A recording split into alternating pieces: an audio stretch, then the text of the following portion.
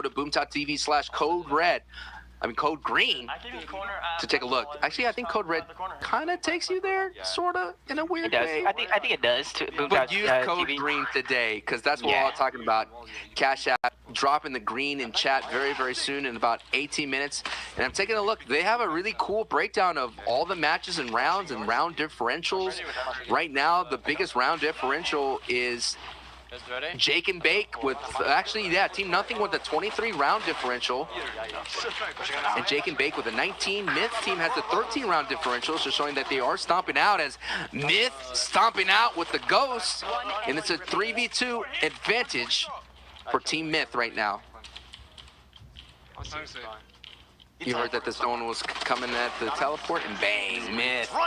That is like, captain versus captain. I think Myth is coming on top a little bit here. Yep, he's beginning to feel himself. You see him dancing just a little bit, rubbing his hands together. He's getting that momentum on the way. Talk about it. If his team finds himself victorious here, with only one more round to go, they will advance out of those pools. And that's exactly the position you want to be in, one step closer to getting that donation made in your name for COVID-19 relief. And what we're doing right now, being able to do this all at home, we're blessing. We're in this together as a gaming community. Now, could possibly be the last round in this matchup.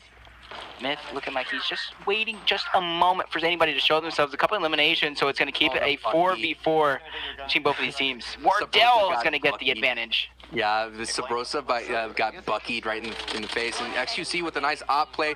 Myth with a patient play, getting highway. That is it. Team Myth advancing to the playoff round, going about, I think they went 2-1. They got a win against Team Banaz, and they're getting a win right there against Team Jordan Fisher. And on to that elusive playoffs, man. That's when all the intensity goes up a little bit, brother. Everything gets a little crazy because it's best of one. That's all you get, man. There's no other opportunities to come on back. There's no buy-ins. There's no losers bracket. None of that. It's a straight-up sudden death bracket.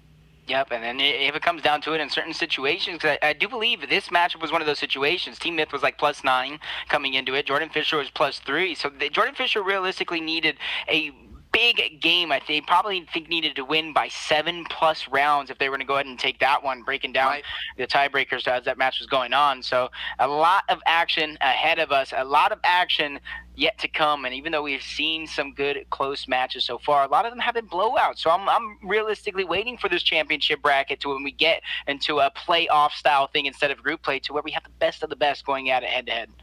It's so interesting, though, in every invitational that I've seen so far, usually the CS pros do have the big advantage because of the gunplay, but we still have Apex Legends teams out there.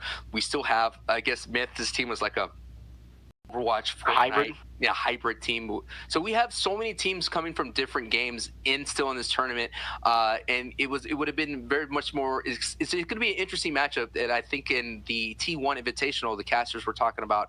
It's so cool to see what can an Apex player do in this setting. I mean, Apex Legends requires a lot of tracking, requires a lot of patience because the time to kill is very, very high.